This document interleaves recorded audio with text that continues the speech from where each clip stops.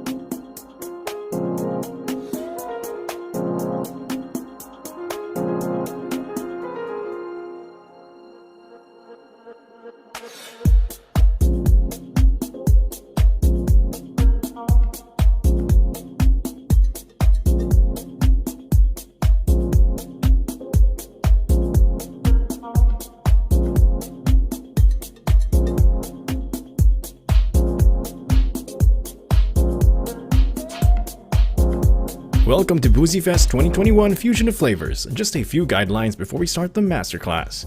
Please mute your microphone during the class unless the speaker will open the class for questions. Set the screen on speaker view. Prepare your food and tasting kit. Sit back and enjoy the masterclass.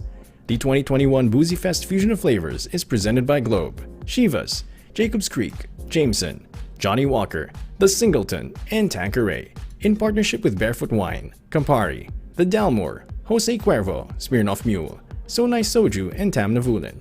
This event is also supported by Don Papa, Lala Move, WhenInManila.com, and DrinkManila.com.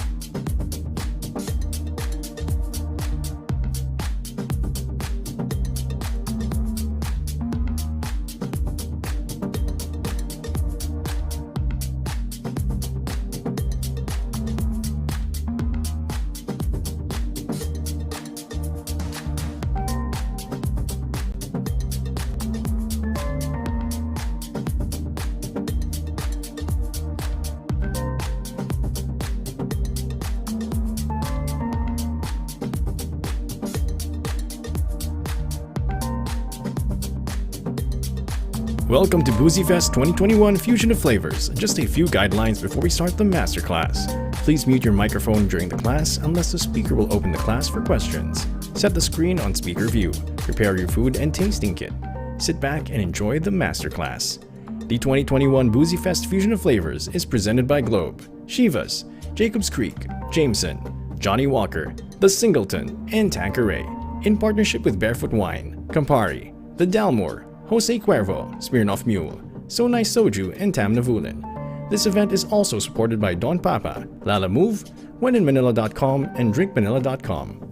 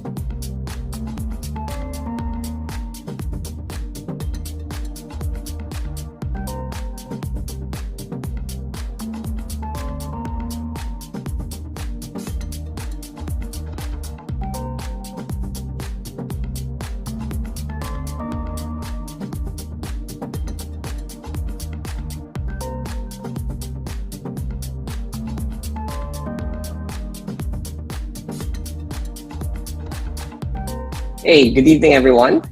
And I just want to thank you for all joining the session tonight, supporting us with a collaborative tasting session with Campari and Pantry, Italy. So I will walk you through the session this evening with an experience of your own way of creating your cocktails that I'll be dealing with as we go through the slides, and pairing it with the cheese, the cold cuts, and a few of the things that we have set aside together tonight. So before I walk through, I'll just check if you guys are ready. Hopefully you have your kits all together with you. Your cheeses are outside of the seals it was given to you with. And yeah, I'm pretty much excited to do the session with everyone. If you guys have a question, just feel free to drop by questions in the chat box, and I'll be able to assist you and go through as we go through the session. Can we move to the next slide, please? So today, or tonight, this evening, we'll walk you through about two of the brands that really play a very big role in the aperitif session. So I will guide you through a portfolio that we currently have and run and handle in the Philippines. So we actually run a portfolio with different spirits category, from gin, tequila, rum, from whiskey, vodka that you can see on the screen. And of course, the expertise that we really are up to is about the aperitifs that we'll be discussing here in this session today. Okay, move to the next slide. So let me just give you a brief of the food that we have selected to pair off with some cocktails that myself and everyone in this session will be doing all together.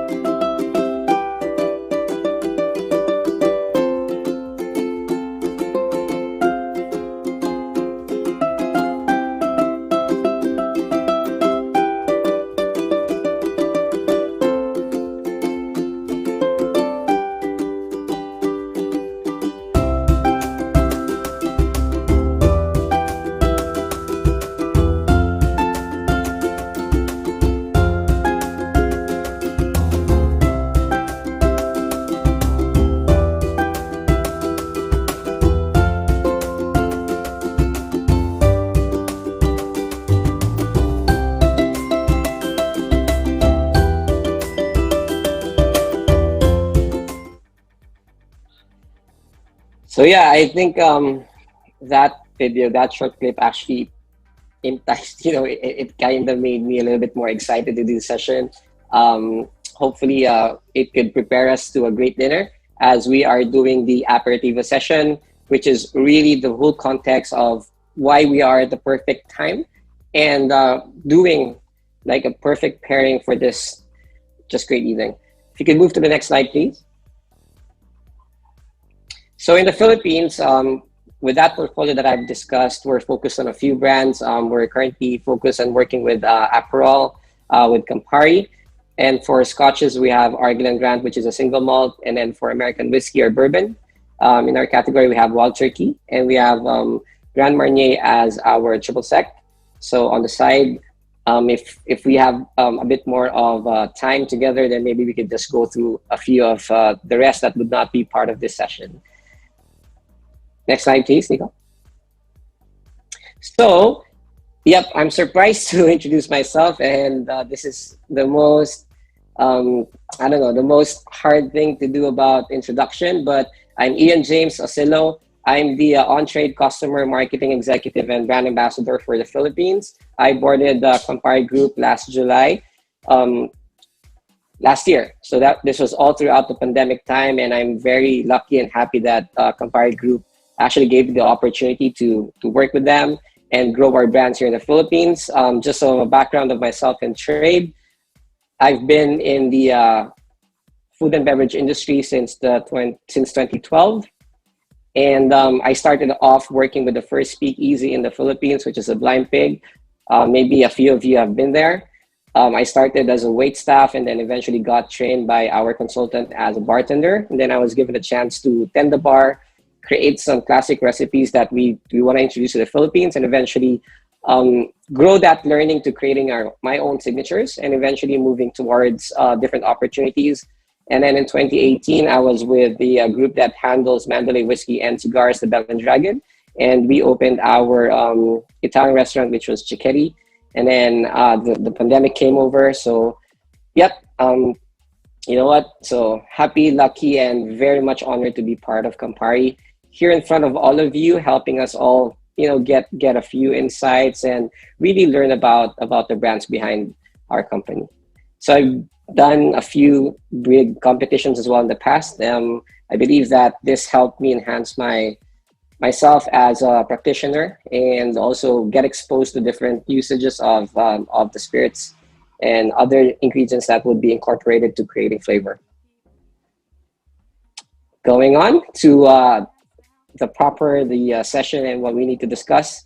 So I guess everyone's all set. Just to recap, I hope you have your tasting kits in front of you, all dismantled, put together, so you could put your Aperol set together. So the Aperol tasting kit actually goes together with your Fever Tree soda water, and then your Negroni kit goes all together with the gin, your Cinzano vermouth, and then your Campari, of course. Just put it all together, and I will walk you through the session. Just make sure you have your glassware together and your ice as well, so at least we could go hand in hand together as we do the drinks and the pairing of the food as well.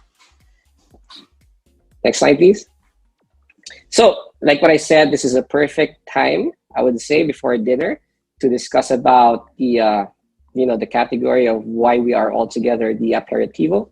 And moving forward is we just want to break down really what it is to be called an aperitivo.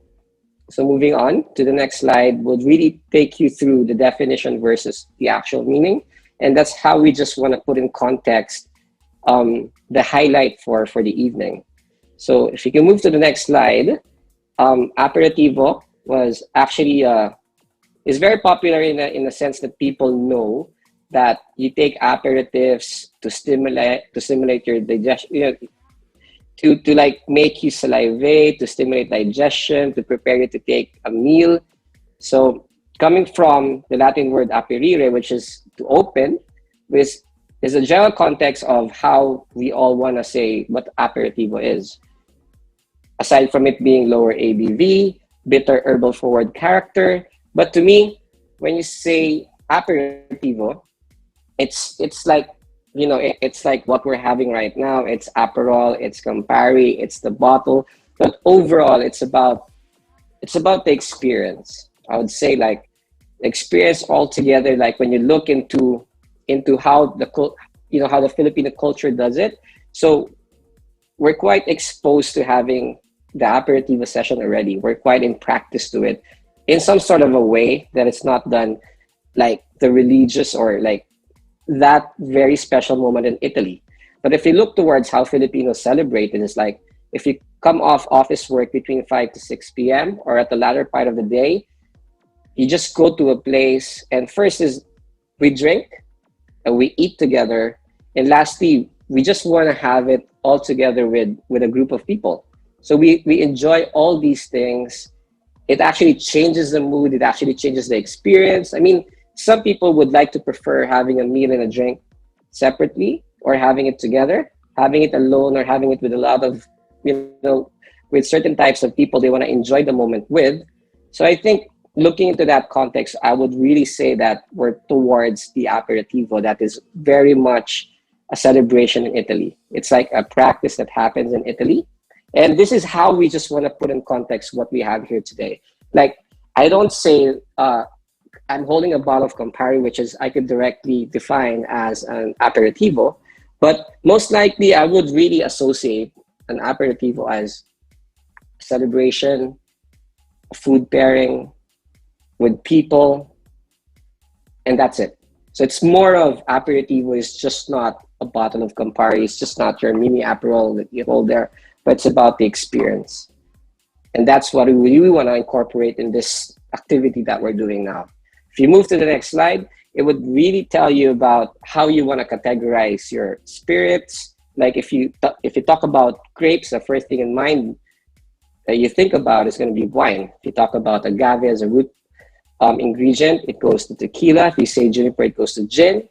And then like grains goes to whiskey. And how about aperitivo? So aperitivo is quite unique in a sense that you could just really define Campari and Aperol or an aperitivo, not because of its make, not only because of how it's made, but of course of how it's enjoyed, which is the fun thing that we will go through and we will all experience together now. Next slide, please.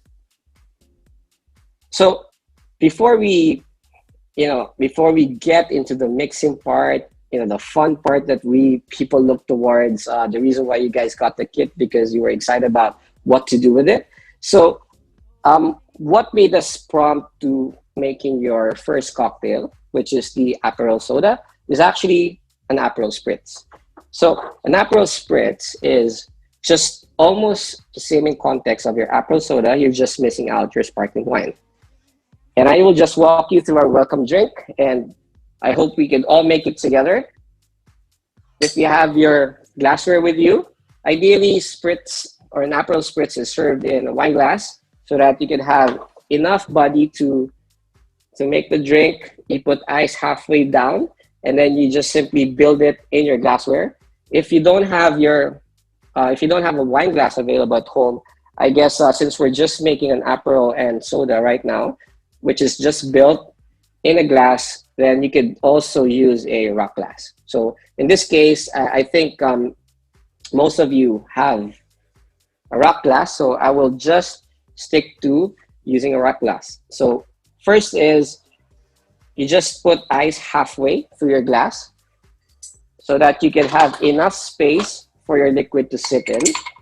And then ideally, for you not to over pour or spill, is you just add a little bit more of ice once your ingredients are in there. So let me start with your Aperol, which is your Aperol is a 60 ml pre-measured portion, because we normally suggest that your Aperol spritz does have 60 ml of Aperol in it. So you pour it over. But like for the guys who are just experiencing Aperol, or have never tried it, my suggestion is you could just keep a little bit of there, and then you can try it on its own as we go through some tasting notes later. But I just want to keep you guys, occupied, having something in your hand, having a drink all throughout the sessions, as we go through the slides. So ideally Aperol, and then you just top it up with your soda water. My suggestion would be 2 parts of your soda water and then 1 part of your Aperol. So since I've been doing this for a while, I know how to space it out in terms of the size of the glass and, you know, muscle memory counting of the pours to get the right proportion as I build the drink. But if you want to measure it, so it's 60, ideally you pour in 120 mils of your soda water just to balance it out. And it's always best to give it a stir so that you can mix your Aperol and your soda water together. And lastly, you guys have your dehydrated orange. That could be a garnish to your drink. Always remember, garnishing is like dressing up.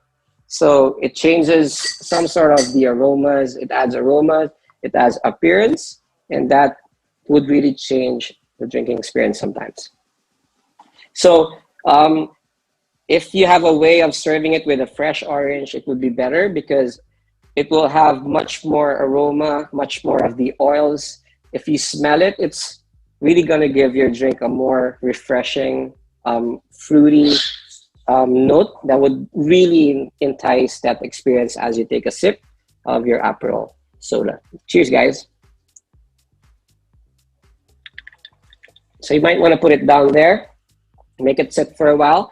My suggestion is if you have it in good quality ice, then you could just make it, you know, dilute for a while. But if your ice really melts very fast, then my suggestion is just try to sip it all throughout the slide. So, yep, moving back to our slides, let me just go through the origin or the evolution of the spritz. If you move to the next slide. So it was first in the 19th century when the spritz actually became a hit, when spritz was discovered. If you move to the next slide. And then the first spritz ever created was a spritz bianco.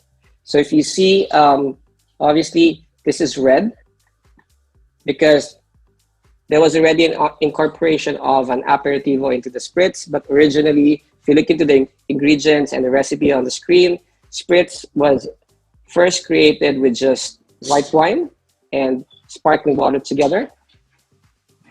That's why it's called the spritz bianco.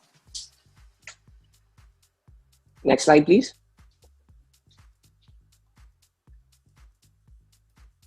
So in 1850s was the birth of your spritz, and then in 1920s and the 1930s is when the aperitivos got incorporated into the spritz.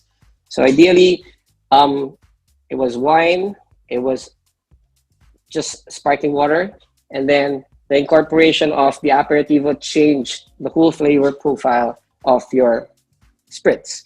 And in the 1970s to the 1980s, it became a little bit more sophisticated in the category of sparkling wine. So Prosecco actually became a hit, and Prosecco is sparkling wine that is really very popular and came from Italy. That was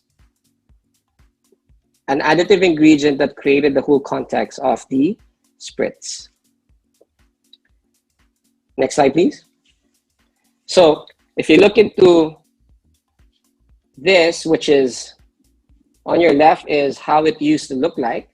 And then on your right, or on the right part of the screen, is how the Aperol Spritz is being served right now. And ideally, how we suggest Spritz should be, or the Aperol Spritz should be served right now so that you could enjoy the whole flavor, the experience, and how it really sits towards being like a drink that when you look at it, it just really invites you to, you know, to sip it and to enjoy it.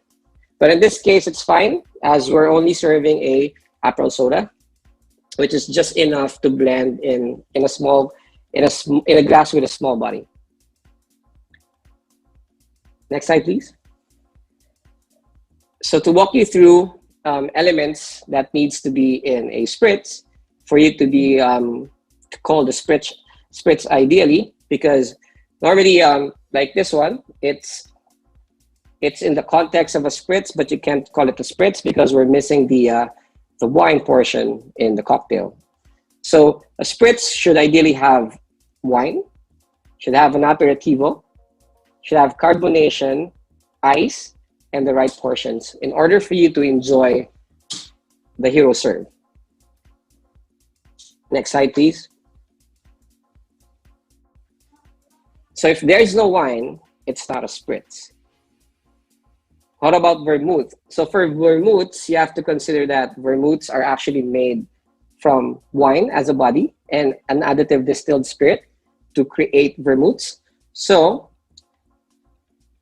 it can substitute and it can work as an ingredient to take that space off for your wine body. And then your carbonation comes from your soda water. Next slide, please. And then these are selections of aperitivos, bitter liqueurs, herbal liqueurs that you could add to create your spritz. Next slide, please. Of course, no bubbles, no spritz. That can come from, of course, if you're using sparkling wine, then it does have carbonation, it does have bubbles. If you're using soda water does have carbonation, it does have bubbles. Next slide. And lastly, ice. And like what I said, ice really plays a very big role in cocktail creation. So like when we started to make your Aperol soda, like what I said, if you're using good quality ice, then it can hold for a while. But if your quality of ice is not, it's not something you would really think would hold for a while, they will just completely dilute and add a lot more water in the drink as we go through. Next. And yep, the portions is very important. So here in Asia, what we're trying to promote is you do equal portions of your Aperol and your Prosecco and a dash of soda water. And that's the perfect serve. If I will put a measurement to the dash, ideally it's 20 mils. And that's how we want you guys to try, enjoy, and sip down on an Aperol Spritz. So always remember, it's equal portions of your Aperol and then your sparkling wine or Prosecco, a dash of soda water, and you're all good to go. Next slide. So next slides will just show you other examples of spritz. If you could move through the slides, please. We have your bicicleta. So it does have the Campari as your aperitivo.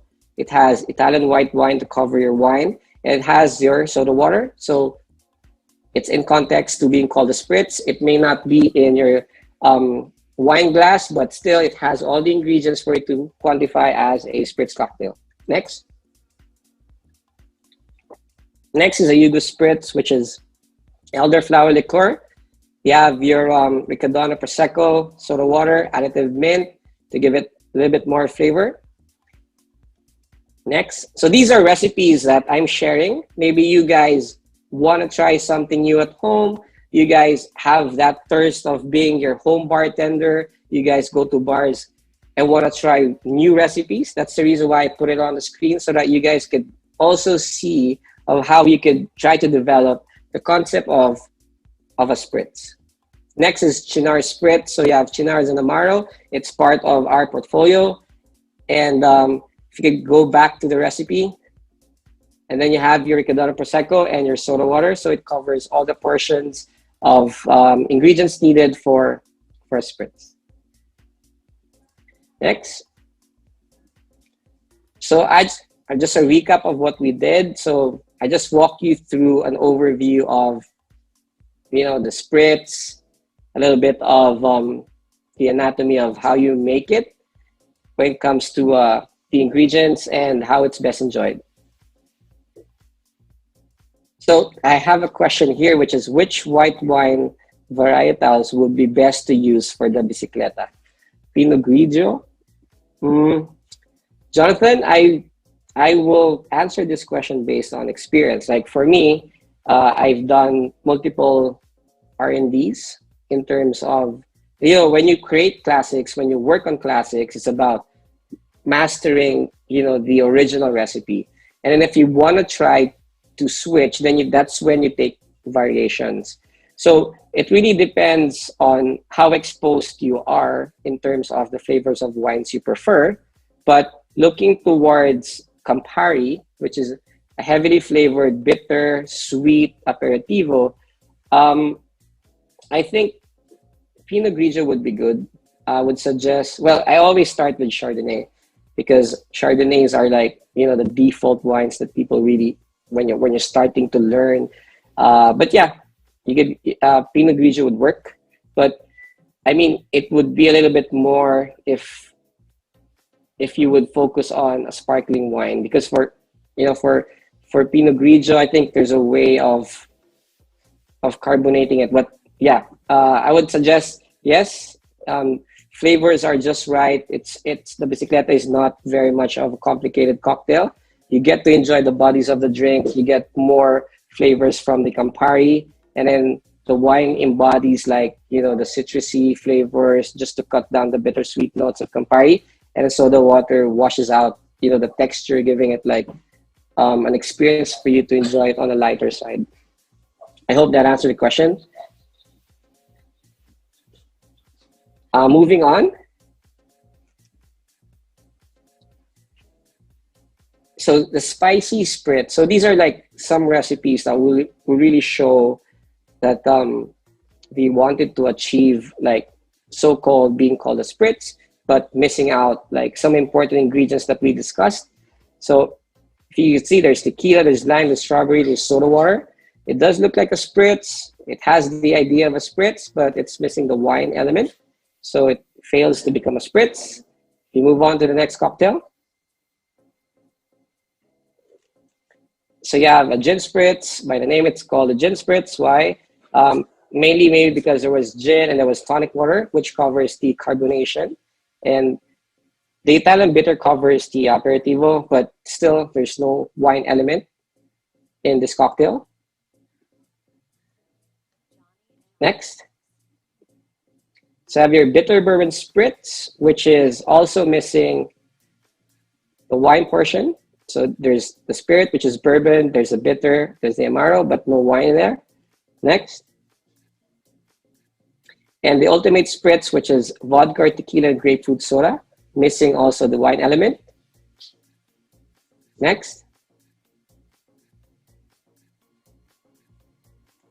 So just going through the slides, just trying to like incorporate, like for cocktails, like especially myself, working for a cocktail bar before, we have what we call cocktail family. So the cocktail family is actually derived where each cocktail does fall, not just based on the ingredients, based on the name, but it's like something we use.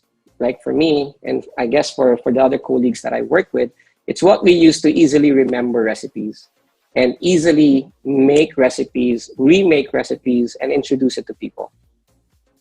So like spritz would be like a family. One of the would fall into a cocktail family that just needs the elements that I discussed earlier. Next. Yep, just to add a few more examples moving forward. So before we move into what made a spritz famous, I just want to walk you through the pairing. So I think if you guys went through sipping the Aperol soda all throughout the slides I was discussing, I guess it already made you remember the flavor of the Aperol soda. So just me looking into it, it's a bit light. I get the bitter, sweet, orange notes. It's refreshing in the sense that it has soda water.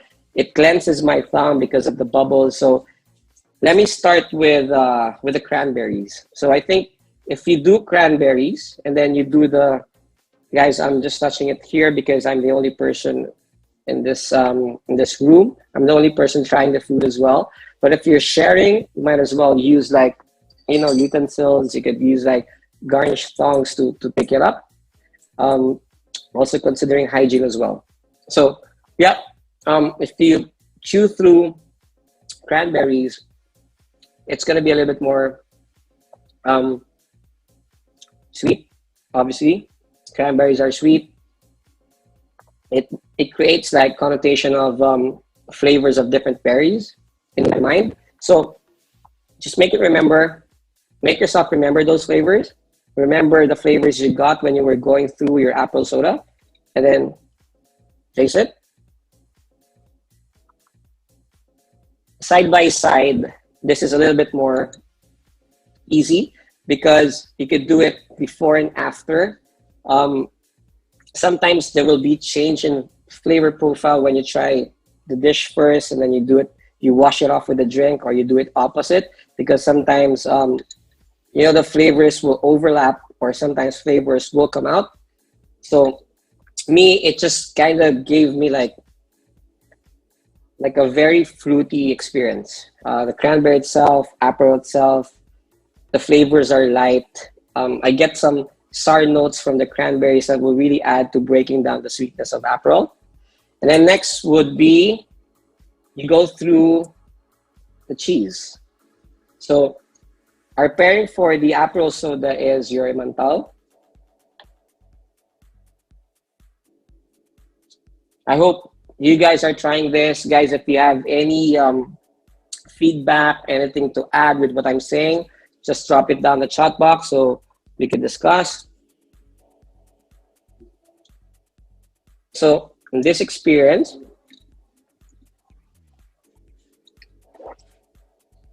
it's milky, it's creamy, not too oily for me, not too thick. With the Aperol soda, I think it's best that the soda does wash out, the flavors of Emmental, because if you take it on its own, it actually stays and lingers on top of your tongue. So I think having the soda, the bubbles in this drink, actually helps you wash out that thick texture that stays on the tongue. The cheese is, for me, it's not too strong. It's not too salty. It's just right. It doesn't linger that much. So I think why we're pairing it with something with bubbles is, since it stays on top of the tongue, I feel like the bubbles would really wash it out, then giving you space to enjoy another bite of it, and as well going through and cutting through that dull flavor of the cheese really uplifts the flavor of the Aperol, of the cocktail being a bittersweet context drink. So moving on to what really made the spritz a phenomenon, what made it like a big hit globally is Aperol. So let me walk you through Aperol, which is what you had in your mini bottle. So I hope you guys kept a little bit of it so that you could taste it on its own and see how that flavor really changes with the food pairing, and as well with how we made the cocktail.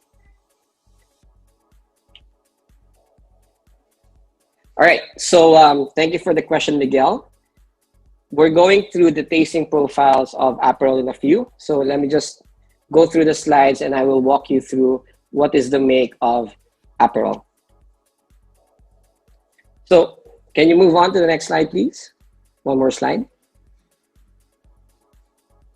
So the origins of Aperol actually came from Padova. This is the birthplace of Aperol. And I guess every single liquor spirit brand actually has an origin. Next slide, please. And dates to remember is about the beginning of Aperol. So Aperol came from a word apéro, which is a French term that means aperitif as well. It was launched in 1919 by the Padua brothers. So it was really about inheritance of a brand. So the Barbieri brothers actually inherited Aperol from their father and started to enhance, research, recreate, and come up of a really great context of a brand behind Aperol, which was launched in 1919. So as we move on to the next slide, Aperol was, it was first thought inherited in 1912, and then it eventually got its name and launched in 1919 by the Barbieri brothers. Next slide, please.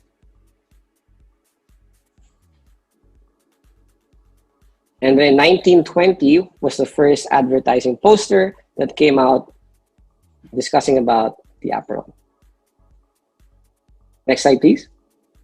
And the good thing about that, in 2003, Campari Group acquired Aperol, and Aperol now is under our umbrella, and we are running it through the Campari Group portfolio as well. Next slide.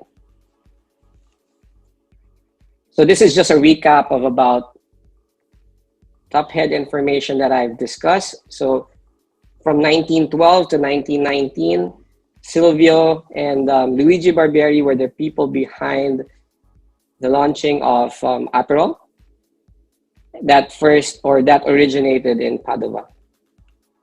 So compared to Campari, Aperol is known as a low ABV aperitivo. When you say low ABV, these are like liquors that do have very little amount of alcohol in there, because some people are very conscious about the alcohol intake. It's either they feel like if they take high percentage of alcohol, they'll get drunk easily, or they're just staying away from alcohol. So I guess Aperol is one of the best brands that you could suggest if you have someone who's really conscious about alcohol intake. Next slide, please. So just showing you the evolution of the bottle, the labels from the 50s up to now. So if you look of how the bottles really developed from its classic look to the modern look.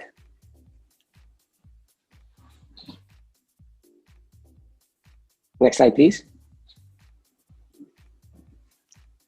So for Miguel, this is your question earlier. So let me just go through the tasting profile of Aperol. So if you could just forward the slides. If you look into Aperol, it's obviously the color is orange, bright orange. And then for nosing, if you have an extra glass with you,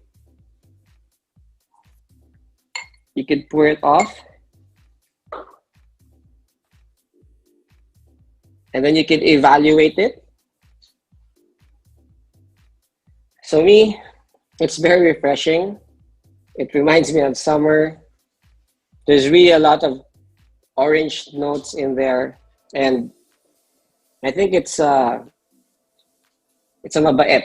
So it's like something because when you normally smell an alcoholic spirit, liquor, beverage, sometimes you don't really get good aromas from it, but it doesn't really tell you that if it doesn't smell good, it won't taste good, because sometimes it's opposite. But obviously aroma does really affect the sensory experience. Sometimes if it's really not smelling well, then it might most probably not taste well. So for the palate, Miguel, it's really, well, I suggest guys, when we do tastings, it's always about having it on its own.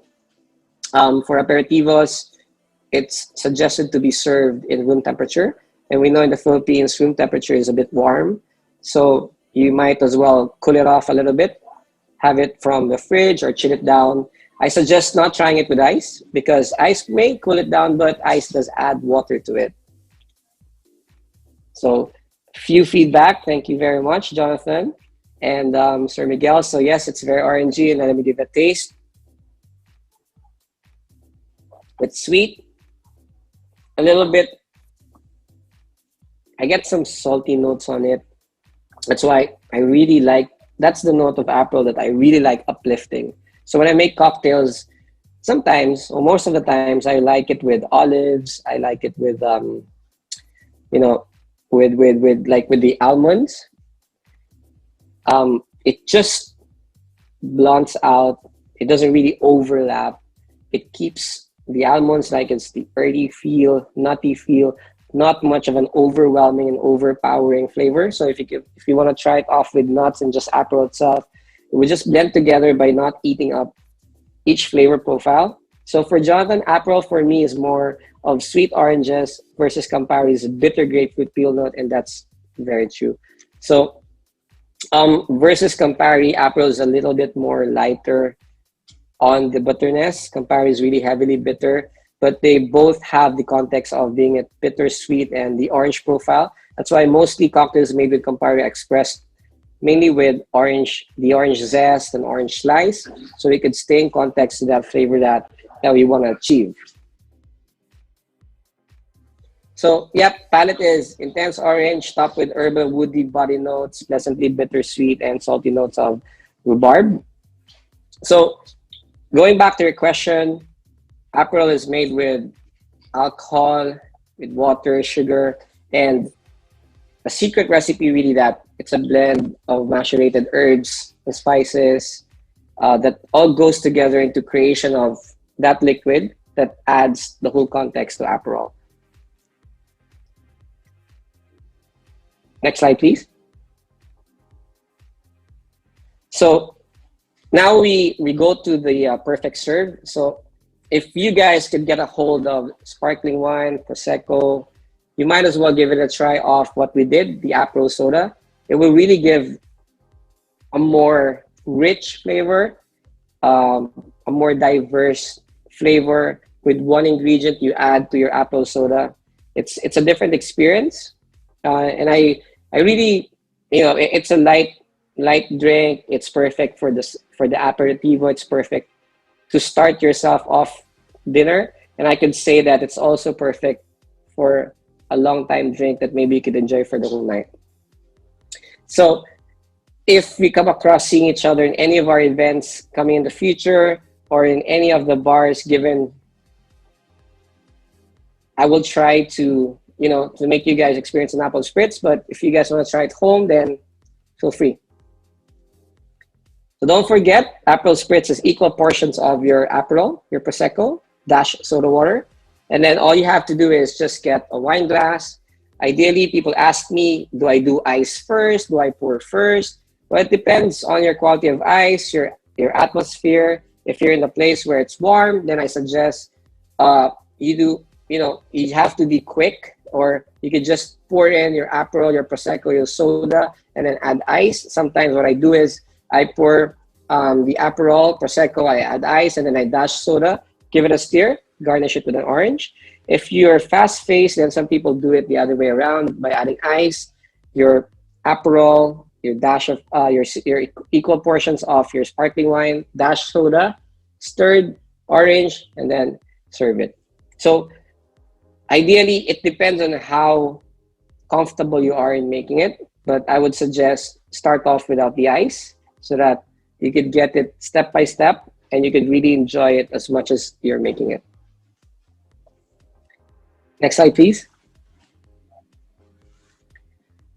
So this is the global recipe where if you could see, it's 60 ml of Aperol, you have 90 ml of your Prosecco.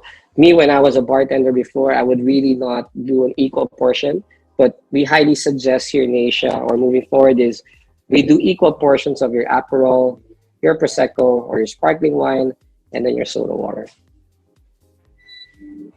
Next slide, please.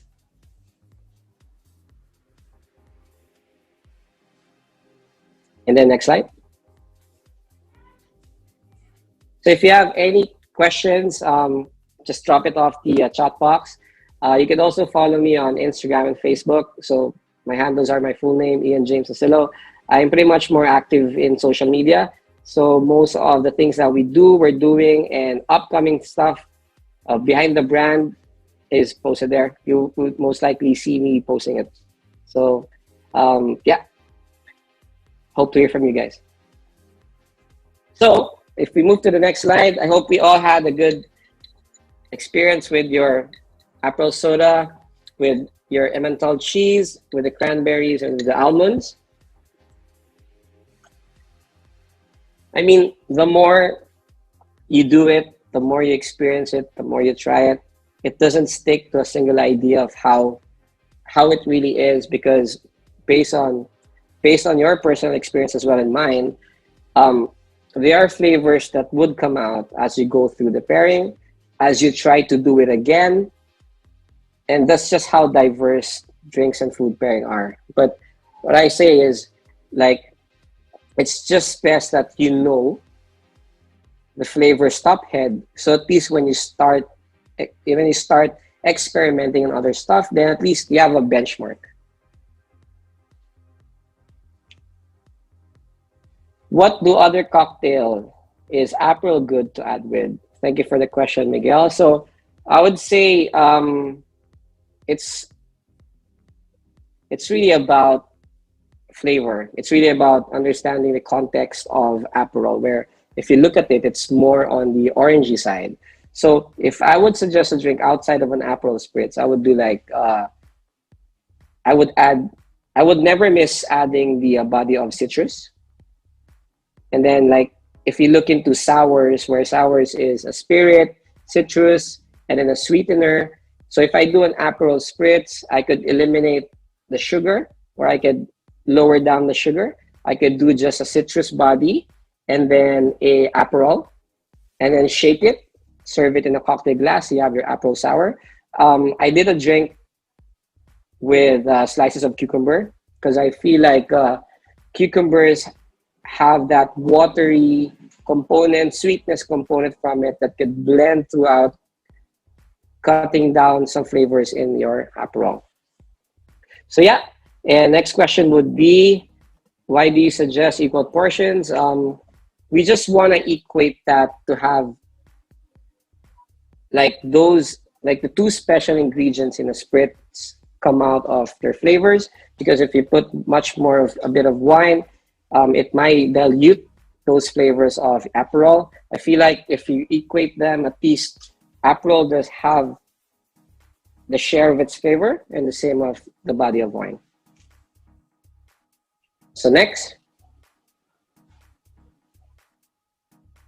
So let me move to the second aperitivo, the best of its kind brand, Campari, which is a little bit more moving towards a heavier flavored cocktail and just right for the timing. So let me just walk you through some facts about Campari. Next slide, sir. So Campari being the first bitter. Next slide, please. It was actually created by Gaspare Campari. Next slide. So Gaspare Campari was from Castelnuovo, a small town in Italy, where he really came from, you know, a family, a big family, but he had that envisionment of creating his own stuff, envisionment of creating the best of its kind, envisionment of really pursuing something special. So from Castelnuovo, he moved to Turin in 1842, and he started to explore. He started to work as an apprentice and as a barback. He started to learn different techniques. As we move forward to the next slide, with experts during his apprentice days, this is where he really started to develop more the idea of creating a very unique brand, something that we're going to enjoy also in a few. So he did that all throughout his apprenticeship days. So in Cafe Cambio in Torino is where he learned different secrets of maturation, different secrets of how to best extract flavors of herbs, botanicals, and spices. And in 1860, as we move to the next slide, was a date where Campari was born. Before it was called Campari, it was first called Bitter Uso Landa. And I just want to really say that this is very much something. It's a meaningful year of birth, a meaningful act that Gaspare Campari did, because if not for that passion, if not about the dream of creating his own brand, creating the best of this kind, creating Campari that I guess we're not all here together in this session. And as we deal with one of another very unique cocktails, without Campari, I guess we're not also able to enjoy it. So moving on to your next slide is a story of how it was built, like how Campari was first enjoyed in Milan, and really a great story to say behind the expansion, how it was introduced, and how people enjoyed Campari as an aperitivo. Next slide, please. So the illustration just shows where Cafe Campari used to be located at. So here in the cathedral, on your left side is a building where it's somehow the first Campari Cafe was located. This is where he first started to introduce Campari to the people of Milan. Next slide, please. Next slide. So another illustration just showing it from a different view. If you move on to the next slide. And then part of history is about demolition. So that building where it was first located at went through demolition. So Gaspar Campari had to step out.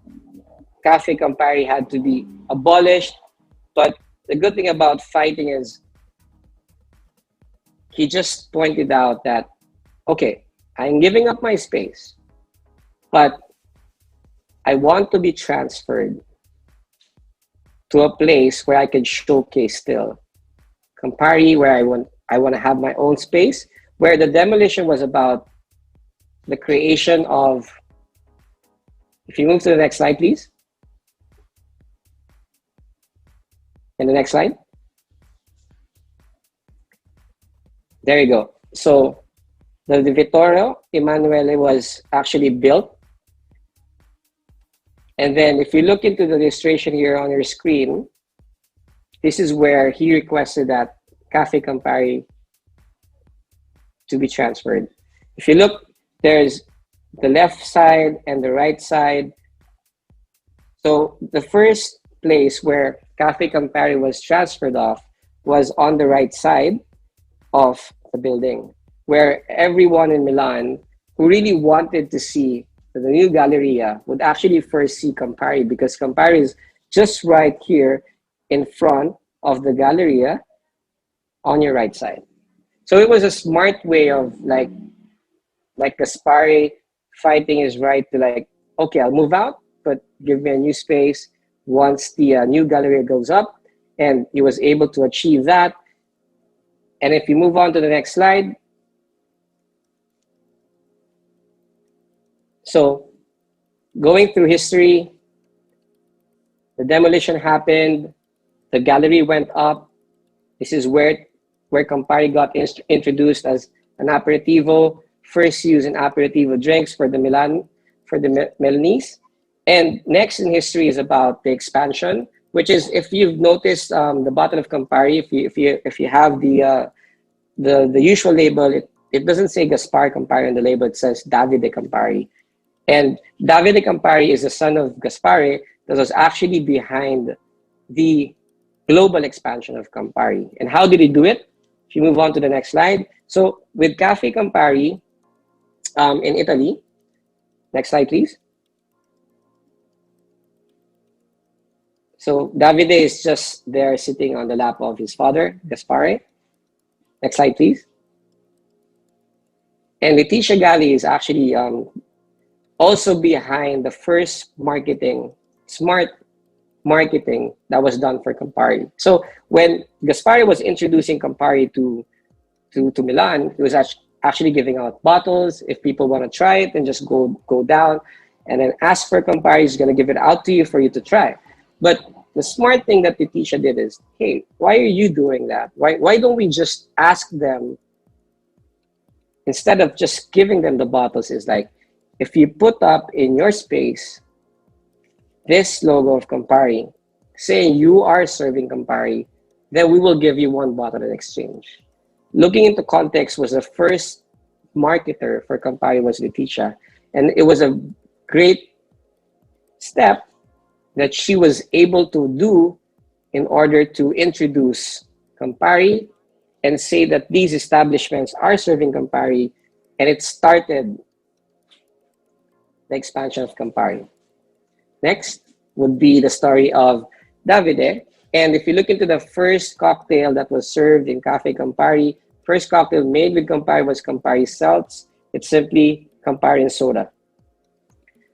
So next is, let me just walk you through the next cocktail that we need to do is your Negroni. So for the Negroni, I want you to prepare your glass that you will be serving it with. Ideally, I would say let's stir it with a mixing glass, because I feel like with stirring it, it adds a little bit more of dilution to it that would really break down the components of each ingredient that goes into the cocktail. But here, since not most of us do have a mixing glass, let me just build it off with your rock glass. And like with your Aperol soda, let's start by adding ice in your glass. Start by adding it halfway down.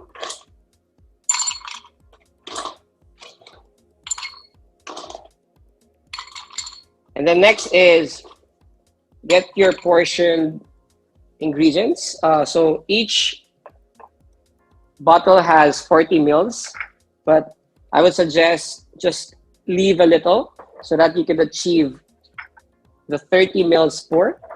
And then you can just keep a little bit for you to try. Let me start with, we normally start with the most thickest ingredient. So I'll do the Cinzano. And just leave a little bit there. Next would be your Campari.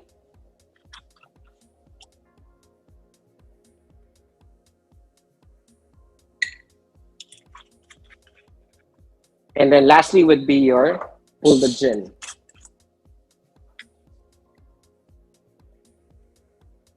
So there you have your Negroni. I suggest, like your Aperol soda, you give it a little bit of a stir.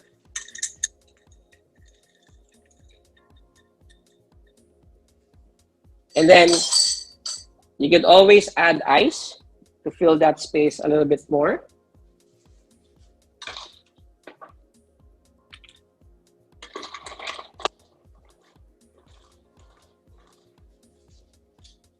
And then lastly, garnish it with your orange. So compared to your Aperol soda, this is more heavily bodied in terms of alcohol, since there's gin there. Texture is a bit more thicker as you have vermouth in there. And this is a bit higher in alcohol compared to your Aperol soda. You might want to give it a taste. So you get notes of the gin, herbs, botanicals. You get bittersweet from Campari. And then you get some added fruit notes from your vermouth. So with the pairing, we suggested to pair it with Manchego. You might want to give it a try.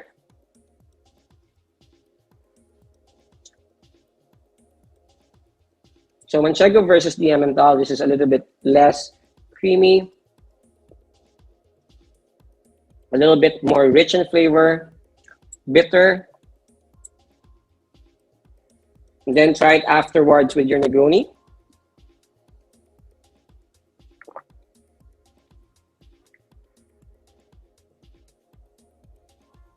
So if you notice, there's overlapping flavor between the bitterness coming from your cocktail, breaking it out with the flavors of cheese. So if you try it with the cheese, you notice that the bitterness does not linger compared to trying the Campari, the Negroni on its own, where the bitterness really stays. So people don't really, not much of people are fans of Negroni, especially in the Philippines, because it's an acquired flavor, and since the bitterness really stays, it's a cocktail that would really grow on you. The more you try it, then the more you get exposed to it. But I'm pretty sure the orange helps add aroma and a refreshing note and flavor to the cocktail. And next is you can try it off with your Parmesan that was ideally paired off because of it plays very, very well with the vermouth. The fatty portion of it really embodies like a red wine Cabernet Sauvignon pairing. So since we have the vermouth in a Negroni, we would say it could enrich both ways. Like this meat is thick, and then the Negroni is like a good wash to break down the flavors and the thickness of the texture of the Parma.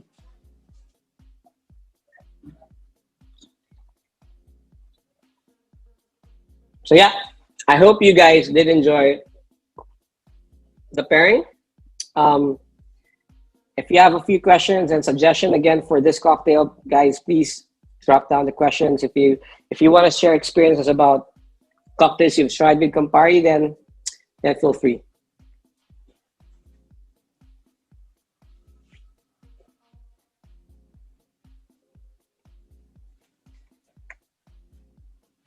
So next, I will just walk you through the next slides. So it's always best to try, Campari Aperol on its own, but adding an additive ingredient to enhance flavor would be great, like Campari Seltz by simply adding um, soda water or carbonated water would really help enhance or change the flavor profile of Campari. Next slide, and move to the next slide, please. By the way, wait, let me just go through this question. I tried Mezcal Negroni, it's really good. Well, I would say yes, in a sense that if you're really exposed to diverse flavors, I would say Mezcal, in a sense, it's smoky. It would really be a good substitute to gin because it would really add additional flavor. So if you try a Negroni, flavors may be subtle. It depends on the type of gin you use. You move to mezcal. Mezcal is really richer more versus gin, maybe, but it depends on the brand. Then next is if you look into Boulevardiers, where if you're a fan of bourbons and whiskey, it's really going to be a good choice. My favorites, Negroni Sbagliato, Rum Negroni, Boulevardier. There's really a lot, surprisingly, about the Negroni cocktail. There's a lot of variations you can do outside of the classic recipe, and it really works. It's just about maybe your mood where you're trying it, but it's definitely like a rundown. If you have a list of all these cocktails, I suggest you try it one by one and then see for yourself.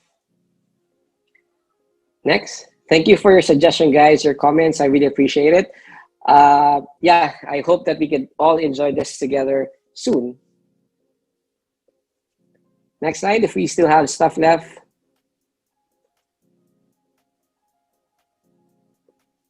So yeah, just about the expansion. So Davide was behind the expansion. So there was a person called Lina Cavalieri.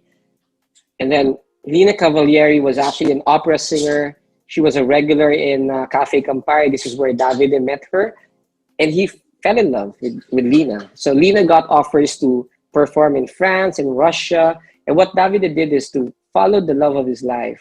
Is since he tried to ask funding from his father. So what he did is he was not granted his wish. So what he did is, let me just carry bottles of Campari, follow the love of my life, sell Campari in France, sell Campari in Russia. And this started the global expansion of Campari. Campari became popular back in the days when Davide sold it in the French market. It happened same when he sold it in the Russian market. But the thing about the story is, Lina and Davide, they didn't get along. At the end, it was a failed love story. But we're not saying it's the reason why Campari is red, but red is really the passion built behind the brand. It's really showing that red really fits what the vision of Gaspari was for the brand, for Campari. So moving on, it's just a connotation of how great Davide was with a simple act of expanding Campari through a way of following his love of life, the love of his life. So next, moving on. So guys, I think you guys still have Negronis. Cheers to you guys. Next slide, please. So recap, next slide, please. So red is an energizing color, stylish, invigorating, and related to passion. And this is just how we want to present Campari. It perfectly suits the aperitivo moment. And Campari was and is the best of its kind, and the first and the best of its kind. Next slide, please. So tasting profile, guys, I know you have already compared it, but to the people in this class who are quite new to it, obviously versus Aperol, Campari is red. Nosing, it's more alcoholic. It's more alcohol forward versus Aperol. Palate, it's heavily, pleasantly bitter. It's more bitter than Aperol. The orange is there. Herbs. Me, since I've been drinking this for a while, I get more, well, my mind goes straight more into the fragrances, rounded texture. It really lingers and it stays. Next slide, please. So I will just walk you through famous cocktails made with Campari. So Campari is about, if you have the Campari soda, you have the Americano. Americano is just a Campari soda with sweet vermouth. So just do 45 mils of your Campari, 45 mils of your sweet vermouth, and then just add soda water, do it in a highball glass, and then you get the Americano. And another famous cocktail is your next slide, which is very iconic, is your Negroni, which is we're having it right now. And this reminds me of Aperol because it also says 1919. So this is one of my favorite stories when I was working behind the bar.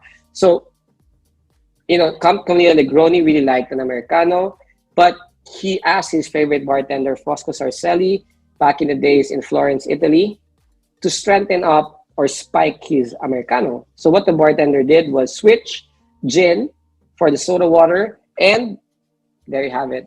It's the birth of the Negroni, which was initially and named after the Count. So I don't know, we have a global saying that there's no Negroni without Campari. And guys, by the way, if not all of you really like, or you know, you're not comfortable about mixing, you're not very much exposed to it, we have a Negroni ready to drink or ready to enjoy 500 ml bottle that's available through Boozy, and you can just check it out. So it's a pre-mixed Negroni, about 500 mils. All you have to do is pour it over ice, garnish it with an orange, and you're good to go. So let me just finish up the rest of the slides left. I hope that we're all sipping Negronis together, enjoying the rest of the the food prepared by Pantry, Italy. So thank you for the session again from Boozy. I appreciate you guys setting up this fest, having us all together, discussing, dealing, and experiencing a great food and drink pairing. So this is just a Negroni family tree, like what I said and like what the suggestions came in. So you have the Negroni Sbagliato, which is sparkling wine instead of gin. You have the Kingston Negroni, which is rum instead of gin. And then a lot more variations that I can share as well. And I'll be happy to enjoy with you guys soon. Next slide, please. So these are just cocktails from Camparino. Camparino is now the modern Cafe Campari that if you go to Italy, if you go to the gallery, you guys could really see our heritage from there. You guys can try cocktails there. And I don't know, me working for a brand, me being able to go to where we started is an experience. So if you could just walk through the slides, just show the viewers the cocktails. So you got Sala Spiritello, next. You have Camparino, next. Just walk through the cocktails until we get to the other recipes. Go on. Go on, move on.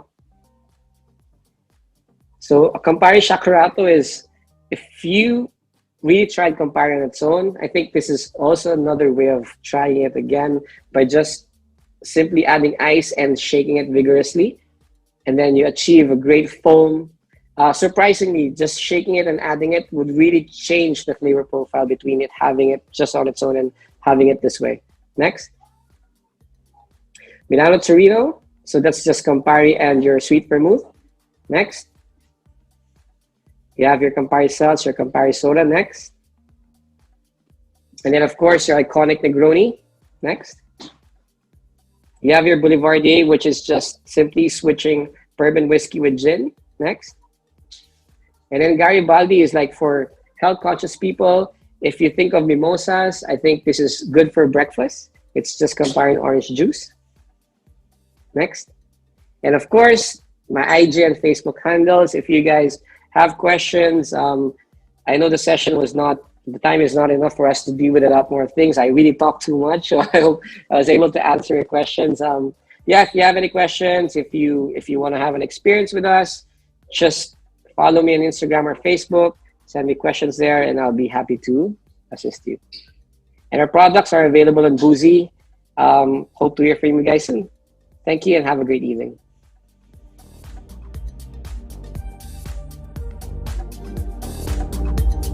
Thank you for joining the Masterclass. And don't forget, there is a Boozy Fest virtual after party featuring Cat DJ and MC Capo happening tonight at 9:30 p.m. Special raffle prizes await all Masterclass participants.